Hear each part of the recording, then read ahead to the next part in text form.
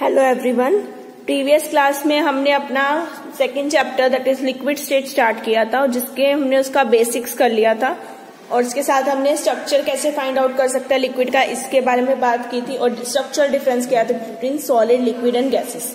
अब बात करते हैं फिजिकल प्रॉपर्टीज ऑफ लिक्विड्स की।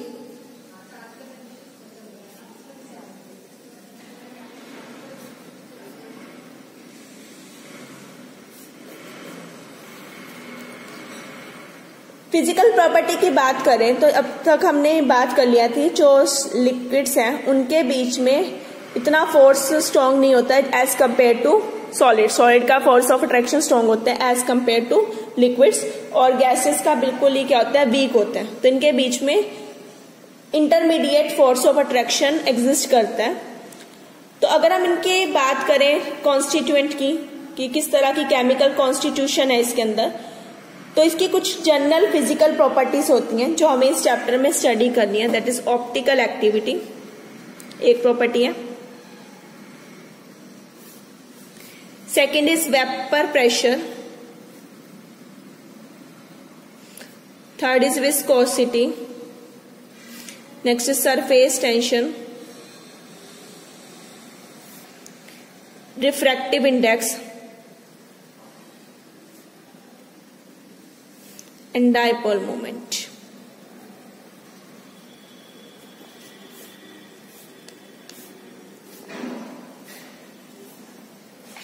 ठीक है, तो हमें ये सारी प्रॉपर्टीज को पढ़ना है, इसकी फिजिकल प्रॉपर्टीज को one by one. Optical activity, vapour pressure, viscosity, surface tension, refractive index and dipole moments of liquids. ठीक है, तो वन बाय वन हम इन्हें स्टडी करेंगे। तो अपनी फर्स्ट प्रॉपर्टी उठाते हैं हम, दैट इज ऑप्टिकल एक्टिविटी। तो मैं अपनी फर्स्ट प्रॉपर्टी की बात करती हूँ, ऑप्टिकल एक्टिविटी की। ऑप्टिकल एक्टिविटी पढ़ने से पहले हमें कुछ बेसिक टर्म्स के बारे में पढ़ना होना चाहिए। First term is plane polarized light.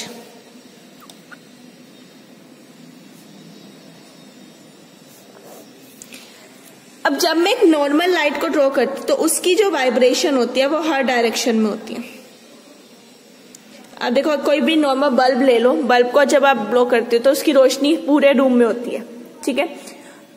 But अगर मैं उसकी रोशनी को कट ऑफ कर दूं, कट ऑफ मतलब मैं उसकी दोनों साइड्स को ब्लॉक कर दूं, दोनों साइड बंद कर दूं, दीवार लगा दूं, तो अब उसकी रोशनी सिर्फ सीधी एक ही डायरेक्शन में जाएगी। यहाँ बल्ब है, सारे रूम में रोशनी है, इधर से भी ब्लॉक कर दो, इधर से भी ब्लॉक कर दो, सेंटर में बल्ब चल रहा है, तो अब उसकी रोशनी सिर्फ इधर होगी, इधर से भी कट ऑफ होगी और इधर से भी कट ऑफ होगी। इसी तरह जैसे हमारी लाइट होती है उसकी वाइब्रेशन हर डायरेक्शन में होती है। तो अगर मैं उसकी वाइब्रेशन को कट अप कर दूं, कट करने के बाद सिर्फ सिंगल डायरेक्शन में हो जाए, जैसे ये, इसे हम बोलेंगे प्लेन पोलराइज्ड लाइट। तो प्लेन पोलराइज करने के लिए हम कोई भी नॉर्मल सोर्स ऑफ लाइट लेते हैं। इसे अगर मैं एक निकोल प्रिज्म में से पास करूं, ये मेरा निकोल का प्रिज्म है, तो जैसे पास करेंगे लाइट क्या होगी, प्लेन पोलराइज हो जाएगी। ये है प्लेन पोलराइज्ड लाइट। ठीक है, ये प्लेन पोलराइज्ड लाइट है। अब मुझे कैसे पता चलेगा कि ये प्लेन पोलराइज हुई? तो हमने देखो जिस एक्सिस पे इसे रखा होगा ना, जैसा इसका एक्सिस होगा उसी के पैरेलल वाली जो लाइंस होंगी वो पास होंगी, बाकी सारी क्या हो जाएंगी, कट ऑफ हो जाएंगी। तो निकोल प्रिज्म ने इसे क्या किया, प्लेन पोलराइज बनाया, तो इसे हम बोलते हैं पोलराइजर। ये मेरा पोलराइजर है, इसने इसे क्या कर दिया, पोलराइज बना दिया। ठीक है, तो ये मेरा क्या हो गया, पोलराइजर हो गया। अब मुझे चेक भी करना है कि ये प्लेन पोलराइज हुई या नहीं, तो उसके लिए मैं क्या करूंगी, सिमिलर सेटअप करो। लाइट ले, हर डायरेक्शन में इसकी वाइब्रेशन है, निकोल प्रिज्म में से पास की, ऐसे होगी इसकी वाइब्रेशंस। अब मैं एक और निकोल प्रिज्म यहां रखूंगी, एक बार उसका एक्सिस इसके पैरेलल होगा, एक बार इसके परपेंडिकुलर करोगे। सेम सेटअप मैं दोबारा बना रही हूं।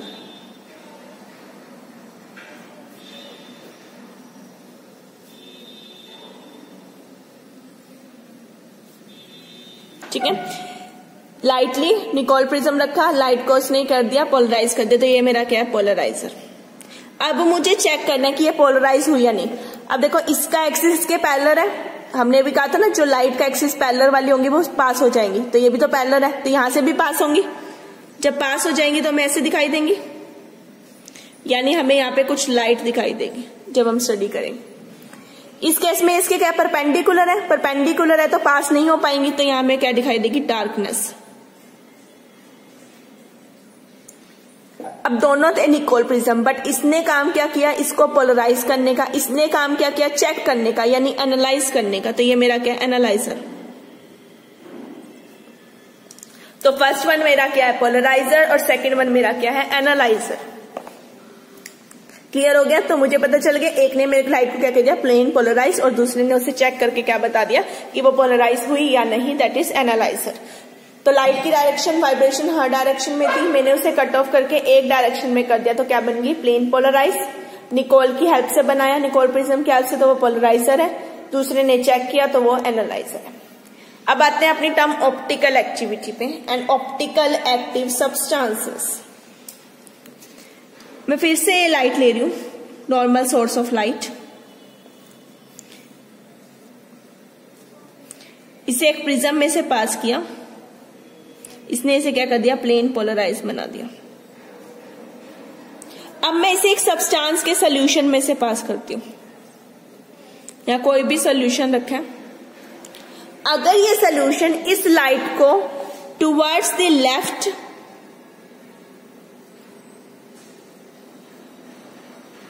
और टुवर्ड्स द राइट रोटेट कर दे, या तो टुवर्ड्स द लेफ्ट और towards the right. Light plane polarize थी, इसने या तो टुवर्ड्स द लेफ्ट या राइट क्या कर दिया, उसे रोटेट कर दिया। अगर कोई सब्सटेंस लाइट को, प्लेन पोलराइज लाइट को टुवर्ड्स द लेफ्ट और या टुवर्ड्स द राइट रोटेट करेगा, तो वो मेरा सब्सटेंस क्या होगा, ऑप्टिकल एक्टिव सब्सटेंस।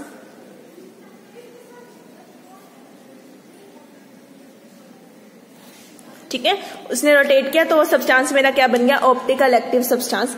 और इस प्रॉपर्टी को हम क्या बोलते हैं, ऑप्टिकल एक्टिविटी। इसे रोटेट कर देने को, लाइट को, उसे हम बोलेंगे ऑप्टिकल एक्टिविटी। अब या तो टुवर्ड्स द लेफ्ट करेगा या टुवर्ड्स द राइट करेगा। अगर उस सब्सटेंस ने लाइट को टुवर्ड्स द लेफ्ट रोटेट किया या टुवर्ड्स द राइट किया,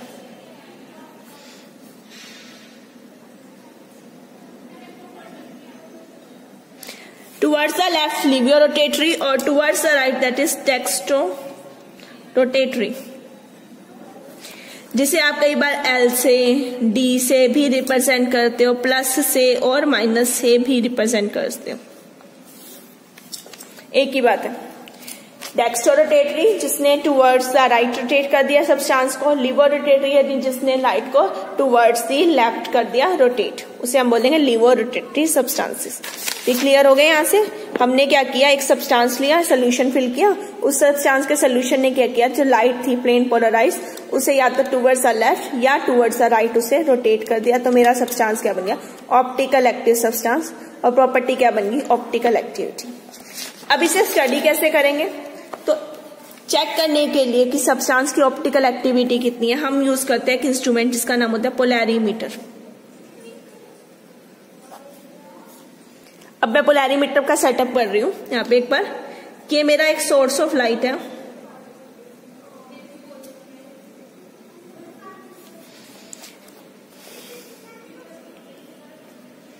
ये मेरा पहला प्रिज्म है, यहाँ पे मेरी जो सोल्यूशन है उसको रखा है, यहाँ मेरा दूसरा प्रिज्म है, इसके अराउंड एक स्केल लगा होता है, ये स्केल है, और ये पूरा का पूरा सेटअप एक साथ होता है।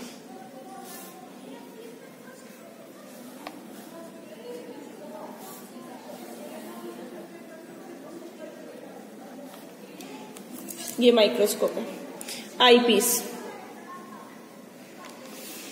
ठीक है, ये सोर्स ऑफ लाइट हो गया मेरे पास। ये फर्स्ट प्रिज्म है जिसका नाम मैं देती हूँ पोलराइजर। ये जो सेकंड मेरा जो चेक करता है एनालाइजर, ये मेरा ऑप्टिकल एक्टिव सब्सटेंस है।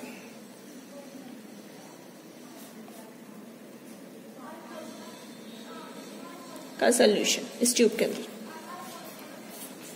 ठीक। ठीक है।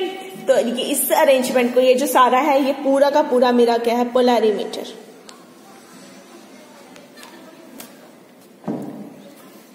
हमने क्या करना है, यहाँ एक सोर्स ऑफ लाइट लेना है। नॉर्मली हम प्रैक्टिकल में यहाँ सोडियम लैंप यूज करते हैं। इसके अंदर एक ऑप्टिकल एक्टिव सब्सटेंस बनना है। जैसे मैं शुगर फिल करती हूँ तो शुगर मेरी ऑप्टिकल एक्टिव सब्सटेंस है। जैसे आप ग्लूकोज पढ़ते हैं ना, ग्लूकोज के बाद ग्लूकोन डी, डी मतलब डेक्स्ट्रोरोटेटरी, ठीक है, इस तरह से। तो ये यहाँ पे एक ऑप्टिकल एक्टिव सब्सटेंस का सोल्यूशन ले लिया अलग अलग कंसंट्रेशन पे, कभी 2%, कभी 5%, कभी 10%, कभी 50%, इस तरह से सोल्यूशन फिल कर लिया। और यहाँ एक ट्यूब होती है, इससे लंबी सी ट्यूब, उसके अंदर अपने सोल्यूशन को डाल के इसके अंदर डाल दिया, ठीक है। लाइट ऑन करी। अब जैसे आप लाइट ऑन करोगे, पहला प्रिज्म है, ये क्या है, पोलराइजर, तो लाइट को क्या कर देगा, प्लेन पोलराइज। तो यहां पर जो मुझे वाइब्रेशन दिखेंगी इस पॉइंट पर, तो कुछ ऐसे होंगी। पहले ऐसे थी, फिर ऐसे हो गई, प्लेन पोलराइज।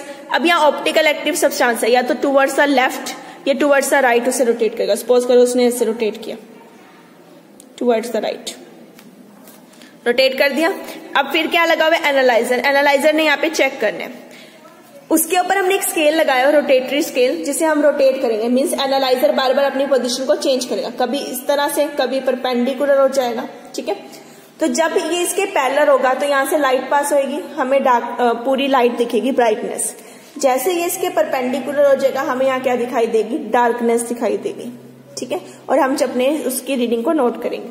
अब रीडिंग नोट क्या करनी है, क्योंकि यहाँ सर्कल वाला आईपीस दिख रहा है, तो हमें कुछ इस तरह के सर्कल्स दिखाई देंगे जब हम पोलैरीमीटर में देखेंगे। पहले हम इसके बिल्कुल पैरेलल रखेंगे, पैरेलल रखा तो सारी लाइट पास हुई तो मुझे यहाँ क्या दिखाई दी, ब्राइटनेस। फिर मैं स्केल को रोटेट करूंगी तो इसमें से एक सर्कल कोई भी एक साइड डार्क होनी शुरू हो जाएगी। फिर कंप्लीट डार्कनेस, मतलब ये इसकी क्या हो गया, परपेंडिकुलर, 90 का एंगल आ गया। फिर थोड़ा और रोटेट किया, 90 से ऊपर गए तो अब दूसरी साइड डार्क होने लगी और ये ब्राइट होने लग गई, ठीक है। और जब पूरा 180 का एंगल हो गया तो फिर हमें दिखाई दी ब्राइटनेस। मुझे ये रीडिंग और मुझे ये रीडिंग नोट करनी, ठीक है। इन ए और बी का जो डिफरेंस होगा, अगर मैं बी माइनस ए करूं तो ये डिफरेंस मेरा नियरली 180 डिग्री का होना चाहिए। जो रोटेशन हुई है ना, वो नियरली 180 डिग्री की होनी चाहिए। पहले पूरी ब्राइटनेस दिखी पैरेलल, अब पूरा 180 का रोटेशन होगा तब पैरेलल आएगा ना, तो वही रोटेशन हुआ तो पैरेलल आया। और बीच में क्योंकि 90 का एंगल आ गया तो यहाँ क्या दिखाई दी, डार्कनेस। इसे आप डार्कनेस दिखा सकते हो इस तरह से। तो पोलैरीमीटर में मुझे इस तरह से ये रीडिंग्स को नोट करना होता है। तो with the help of polarimeter हम चेक कर सकते हैं, हमारे सब्सटेंस की ऑप्टिकल एक्टिविटी को फाइंड आउट कर सकते हैं। अब ऑप्टिकल एक्टिविटी से हम निकाल सकते हैं उसकी स्पेसिफिक रोटेशन। तो हमारा नेक्स्ट टॉपिक है स्पेसिफिक रोटेशन। स्पेसिफिक रोटेशन के लिए हम बात करते हैं angle of rotation, that is alpha. उस एंगल ऑफ रोटेशन को मैं अल्फा से रिप्रेजेंट करूंगी, ये मेरा अल्फा है, ठीक है। तो मुझे एंगल ऑफ रोटेशन अल्फा की बात करनी है। अब ये जो अल्फा है ये कुछ फैक्टर्स पे डिपेंड करता है। It depend upon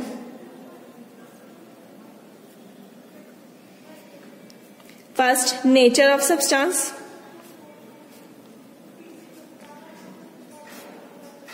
concentration of solution, length of solution, temperature, and fifth is wavelength.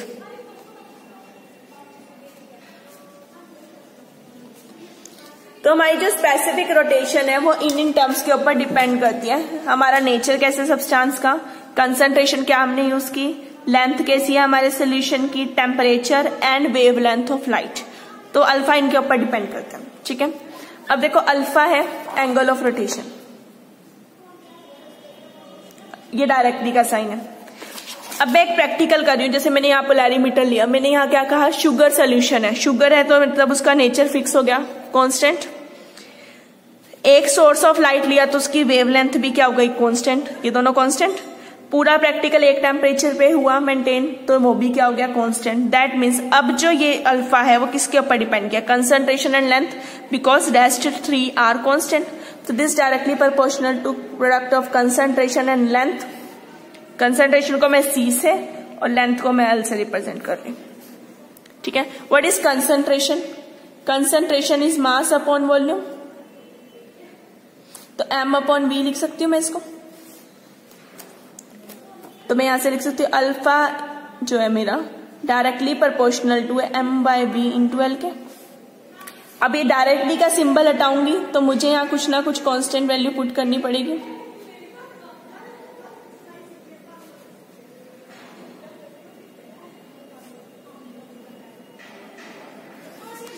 ये है मेरी स्पेसिफिक रोटेशन, जो मैंने कांस्टेंट लिया वो क्या है, स्पेसिफिक रोटेशन। ये है एंगल ऑफ रोटेशन, ये है स्पेसिफिक रोटेशन। मैंने टी और लैम्डा पुट कर दिया यहाँ पे। टी और लैम्डा रिप्रेजेंट किसे कर रहा है, टेम्परेचर और वेवलेंथ को, क्योंकि वो फिक्स है। मास, वॉल्यूम और यहाँ क्या आ गई, लेंथ आ गई। सपोज करो अब मेरा किसी सब्सटेंस की जो मास है वो है कि 1 ग्राम, वॉल्यूम होगी 1 ml और जो लेंथ है वो 1 डेसीमीटर। लेंथ हमेशा आपने डेसीमीटर में ही लेनी है, ठीक है, आप चेंज नहीं करोगे। अगर सेंटीमीटर है तब आप उसे डेसीमीटर में लोगे, लेंथ हमेशा डेसीमीटर में होगी। तो m की वैल्यू 1 ग्राम, v की वैल्यू 1 ml और l की वैल्यू ले ली मैंने 1 डेसीमीटर। तो अब इसमें पुट कर दूं, पुट दिस इन इक्वेशन 1। जब मैंने इक्वेशन 1 में पुट किया तो मेरा जो अल्फा आया है वो किसके बराबर आ गया, डन। ये टर्म इसके बराबर आ गई। इसका मतलब ये मेरी क्या है, स्पेसिफिक रोटेशन, ये मेरा क्या है, एंगल ऑफ रोटेशन।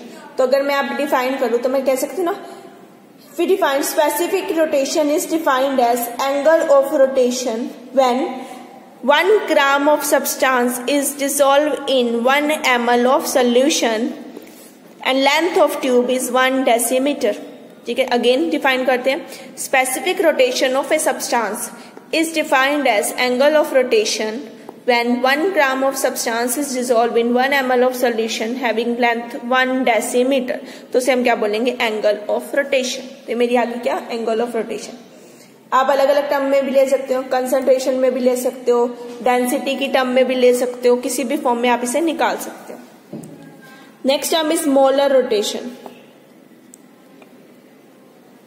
जैसे एंगल स्पेसिफिक रोटेशन है, ऐसे एक टर्म आती है मोलर रोटेशन, उसे इस तरह से रिप्रेजेंट करते हैं। उसके लिए आपने क्या करना है, जो स्पेसिफिक रोटेशन आपने निकाली है वो लेनी है, उसे मोलिकुलर मास, जो भी मैंने सब्सटेंस लिया, जैसे शुगर ली तो उसके मोलिकुलर मास से मल्टीप्लाई कर दो और डिवाइड कर दो बाय 100। ये फॉर्मूला किसका है, मोलर रोटेशन का। ठीक है, तो हमने एक टर्म पढ़ी स्पेसिफिक रोटेशन और एक आ गई हमारे पास क्या, मोलर रोटेशन। तो ये था हमारा पूरा टॉपिक ऑप्टिकल एक्टिविटी, जिसकी हेल्प से हमने क्या निकाला कि क्या पेन पोलराइज्ड लाइट के बारे में पढ़ा। फिर हमने पढ़ा कि निकोल प्रिज्म, एनालाइजर, पोलराइजर, फिर ऑप्टिकल एक्टिव सब्सटेंस, उनकी ऑप्टिकल एक्टिविटी, एक इंस्ट्रूमेंट पढ़ लिया पोलैरीमीटर, उसकी हेल्प से हम स्पेसिफिक रोटेशन और मोलर रोटेशन भी फाइंड आउट कर सकते हैं। अब इसकी हेल्प से हम कैसे केमिकल कॉन्स्टिट्यूशन निकाल सकते हैं वो बात करते हैं। तो next topic is optical activity and chemical constitution.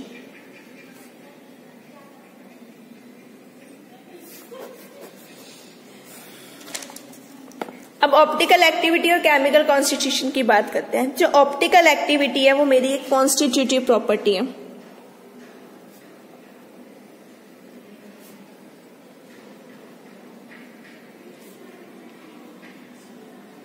Constitutive property means जो किस पे बात करें, कॉन्स्टिट्यूशन पे, मीन्स डबल बॉन्ड है उसमें, रिंग कैसी है, नंबर ऑफ रिंग्स, इन सब के ऊपर जो डिपेंड करे ना वो क्या होती है हमारी कॉन्स्टिट्यूटिव प्रॉपर्टी। एक होती है एडिटिव प्रॉपर्टी, जो एटम के एडिशन पे कितने एटम हैं उनकी वैल्यू क्या क्या है उसके ऊपर डिपेंड करे तो वो एडिटिव होती है। ये हमारी कॉन्स्टिट्यूटिव है, मीन्स ये बात करती है कि किस तरह की कॉन्स्टिट्यूशन है, उसमें डबल बॉन्ड है, सिंगल बॉन्ड है, ट्रिपल बॉन्ड है, कितनी रिंग है, 5 मेंबर है, 4 मेंबर है, 6 मेंबर है, उसके ऊपर। तो ये कॉन्स्टिट्यूटिव प्रॉपर्टी। तो हम बात करें यहाँ पे ऑप्टिकल एक्टिविटी की, तो यहाँ पर जो हमारा कार्बन होना चाहिए एसिमेट्रिक। एसिमेट्रिक कार्बन होगा तो मैं इसे इस तरह से रिप्रेजेंट करूंगी, मीन्स उसके जो 4 ग्रुप्स अटैच है ना मस्ट बी डिफरेंट।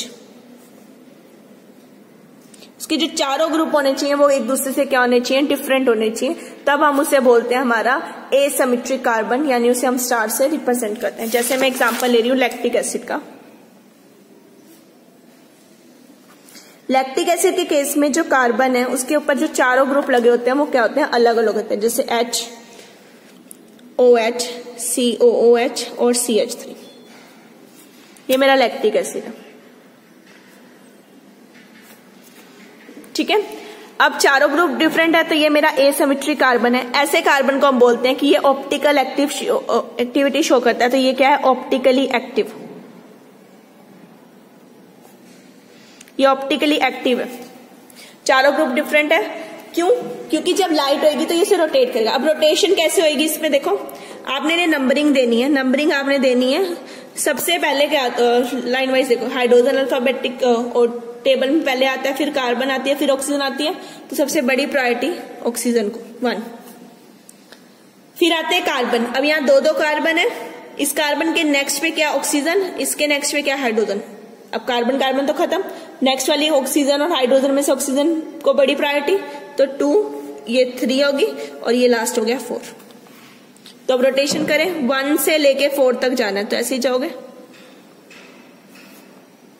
ये कैसी रोटेशन है, क्लॉक हमेशा ऐसे चलती है, ये क्लॉक के उल्टा है, तो ये है एंटी क्लॉकवाइज। ये क्या होगी, एंटी क्लॉकवाइज रोटेशन, ठीक है। अब ऐसे जो सब्सटेंसेस होते हैं इनकी मिरर इमेज एग्जिस्ट करती है। जैसे ये मैंने बनाया, यहां पे अगर मैं एक मिरर लगा दूं तो इसकी मिरर इमेज कैसी होगी, H इधर, सॉरी OH है यहाँ, OH इधर आ गया और H इधर चला गया, ये इसकी मिरर इमेज है। अभी मैंने इसे नंबरिंग दी 1 2 3 4, तो ये भी 1 2 3 4। इसकी रोटेशन ऐसे थी, इसकी रोटेशन कैसे होगी, 1 से लेके 4 तक, एक दूसरे के उल्टे। अगर ये रोटेशन है एंटी क्लॉकवाइज, तो ये कैसी है, जिससे क्लॉक चलती है क्लॉकवाइज। तो इन्हें हम अलग अलग फॉर्म देते हैं, एक डी फॉर्म है और एक एल फॉर्म है। मीन्स एक डेक्स्ट्रो रोटेटरी और दूसरा क्या हमारा लीवो रोटेटरी सब्सटेंस है, एंटी क्लॉकवाइज एंड क्लॉकवाइज। और इस मिरर इमेज रिलेशनशिप को हम बोलते हैं इनैंशियोमर्स। ये क्या, इनैंशियोमर्स, इनैंशियो मतलब mirror image to each other. इनके बीच के जो रिलेशनशिप है वो क्या है, हमारी मिरर इमेज रिलेशनशिप। आपस में एक दूसरे की क्या, मिरर इमेजेस है, ठीक है। अब सब्सटेंस तो ऑप्टिकल एक्टिव है क्योंकि ये क्लॉकवाइज रोटेट कर रहा है, चाहे एंटी क्लॉकवाइज है, तो क्या है, ऑप्टिकल एक्टिव। अब मुझे इसे ऑप्टिकली इनएक्टिव बनाना है, ठीक है। तो ऑप्टिकली इनएक्टिव बनाने के लिए, to make it optically inactive, we have 2 ways. उसे हम बोलते हैं कंपनसेशन। वो होती है एक्सटर्नल, इंटरनल।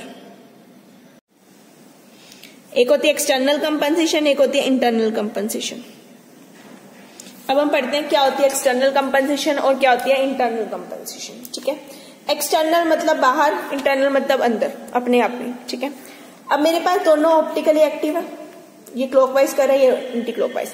अगर मैं क्या करूं, 50% मैं ले लूं डी फॉर्म और 50% मैं ले लूं एल फॉर्म, तो मान लो अगर डी क्लॉकवाइज रोटेट कर रहा है तो एल एंटी क्लॉकवाइज करेगा, बिकॉज मिरर इमेज ना, जितनी क्लॉकवाइज रोटेशन हुई उतनी एंटी क्लॉकवाइज हुई, तो ओवरऑल खत्म हो गया ना।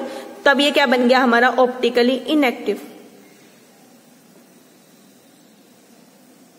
यानी एक मिक्सचर अगर मैंने ले लिया, mixture of 50% D form 50% L form, तो वो क्या बना जाएगा मेरा, ऑप्टिकली इनएक्टिव। उसकी कंपनसेशन क्या हो जाएगी, खत्म हो जाएगी। अब क्योंकि मैंने बाहर से कुछ ऐड किया और तब खत्म हुई, तो मैं इसे क्या बोलती हूँ, एक्सटर्नल कंपनसेशन। बाहर से खत्म हुई, एक्सटर्नल, ठीक है। ऐसे होती है इंटरनल, इंटरनल मतलब अपने आप में। उसके लिए मैं एग्जाम्पल ले रही हूं, हम यहाँ एग्जाम्पल ले रहे हैं टार्टेरिक एसिड का।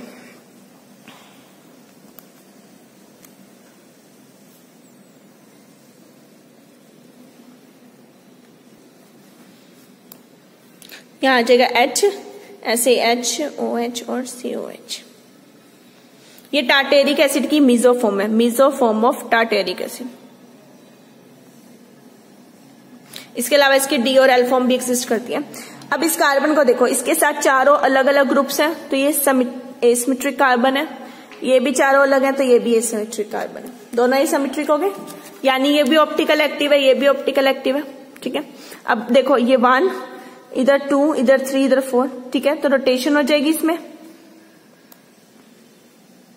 तो अगर मैं इसको रोटेट करूं 1 से 2 से 3, तो ये रोटेशन कुछ ऐसे होगी, तो मैं इसे ऐसे दिखा सकती हूँ रोटेशन। इस केस में 1 2 3 4, तो अगर ये ऐसे जा रही है तो ये इसके उल्टी जाएगी।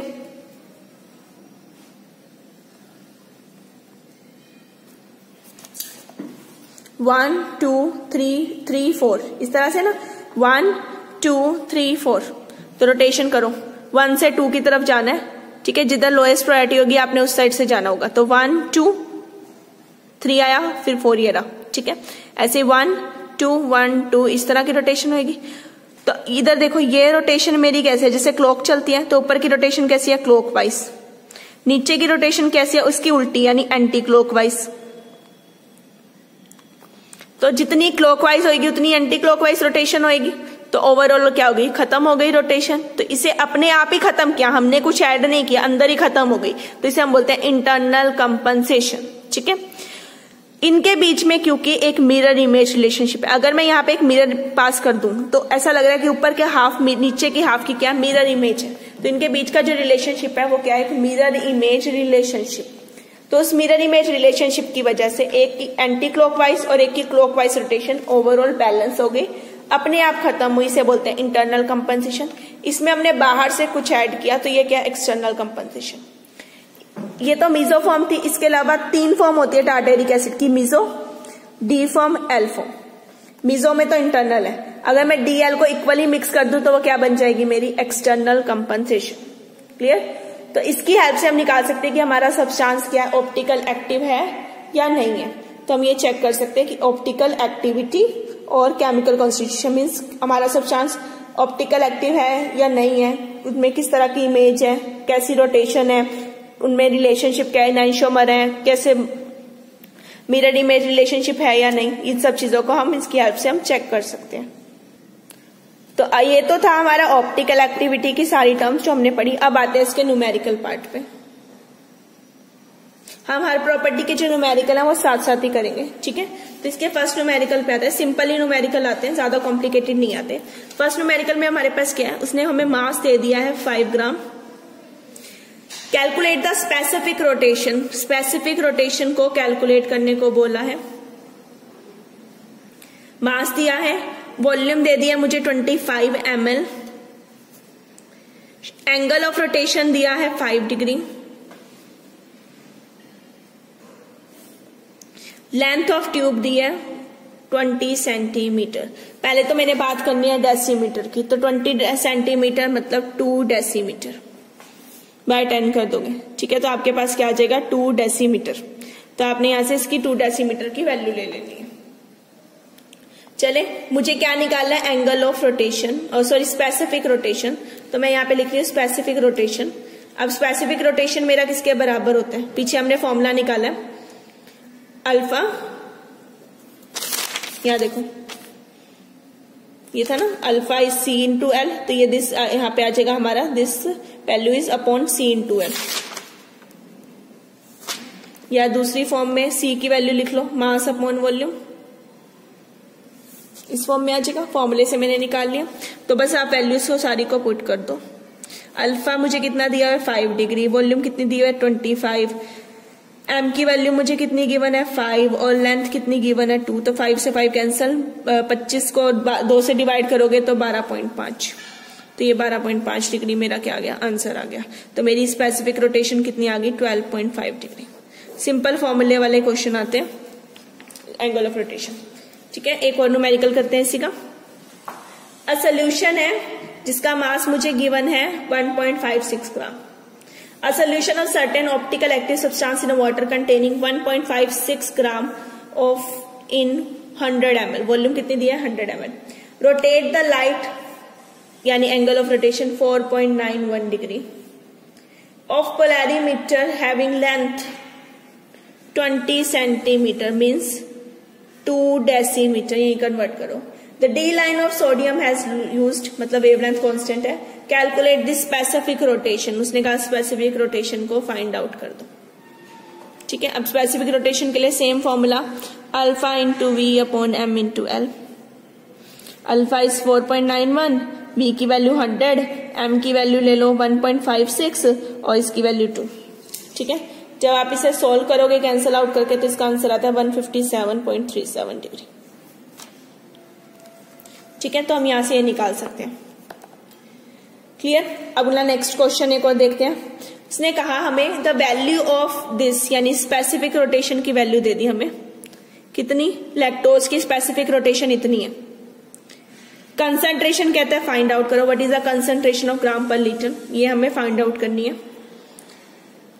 एंगल ऑफ रोटेशन हमें दे दिया है 7.24 डिग्री। लेंथ जो दी है हमें वो दी है 10 सेंटीमीटर। 10 सेंटीमीटर को कन्वर्ट करो यानी कि 1 डेसीमीटर। ठीक है, तो फॉर्मूला यूज करते हैं।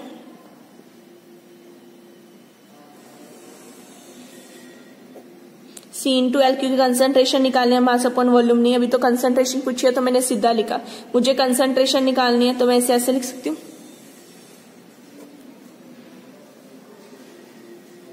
यह जगह नीचे एल आ गया। ठीक है, पुट कर दो वैल्यू।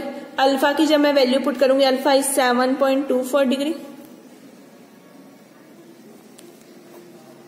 इसकी वैल्यू मेरी कितनी आई है 55.4 डिग्री। और एल की वैल्यू मैंने कितनी ली है, एल है मेरा 1 डेसीमीटर। ठीक है, तो मेरी आ गई सी की वैल्यू। डन। अब ये क्या होती है, मास अपॉन वॉल्यूम। वॉल्यूम हमेशा हम एमएल में लेते हैं, इन्होंने हमें वॉल्यूम किस में बोली है, लीटर में। तो यहाँ पे हम इसे 100 से मल्टीप्लाई करेंगे, इनटू क्या आ जाएगा 100 आ जाएगा। ठीक है, तो अब आंसर निकाल लें यहां से। जब आप इसे सोल्व करोगे तो अब हमारा आंसर आता है 130.7 ग्राम पर लीटर। लीटर में पूछी थी इसलिए मैंने यहाँ 100 से मल्टीप्लाई किया, क्योंकि हम हमेशा वॉल्यूम एमएल में ले रहे थे। अब तक हर क्वेश्चन में एमएल में थी, यहाँ देखो यहाँ लीटर में पूछी है, इसीलिए मैंने यहाँ पर इससे मल्टीप्लाई किया 100 से, तो ये मेरा आंसर आ गया। तो इस तरह से आपको सी भी निकालने को दे सकते हैं, अल्फा भी दे सकते हैं, लेंथ भी पूछ सकते हैं और स्पेसिफिक रोटेशन भी पूछ सकते हैं। तो ये बेसिक ही नॉर्मल से न्यूमेरिकल आते हैं, इसमें आपको डायरेक्ट फॉर्मूला पुट करना होता है। और अगर कहीं मोलर रोटेशन पूछी हो तो जो भी सब्सटेंस दिया है, जैसे ग्लूकोज दिया है, तो ग्लूकोज का फॉर्मूला पुट करके आप उसका मोलिकुलर मास निकालोगे और उससे मल्टीप्लाई कर दोगे और डिवाइड बाय 100, तो आपकी मोलर रोटेशन आ जाएगी। ठीक है, तो ये थी हमारी first property of liquids, that is optical activity. कैसे हम उन्हें स्टडी कर सकते हैं। ओके, तो अब नेक्स्ट क्लास में हम अपनी नेक्स्ट प्रॉपर्टी विस्कोसिटी इसे डिस्कस करेंगे। Okay, thank you everyone.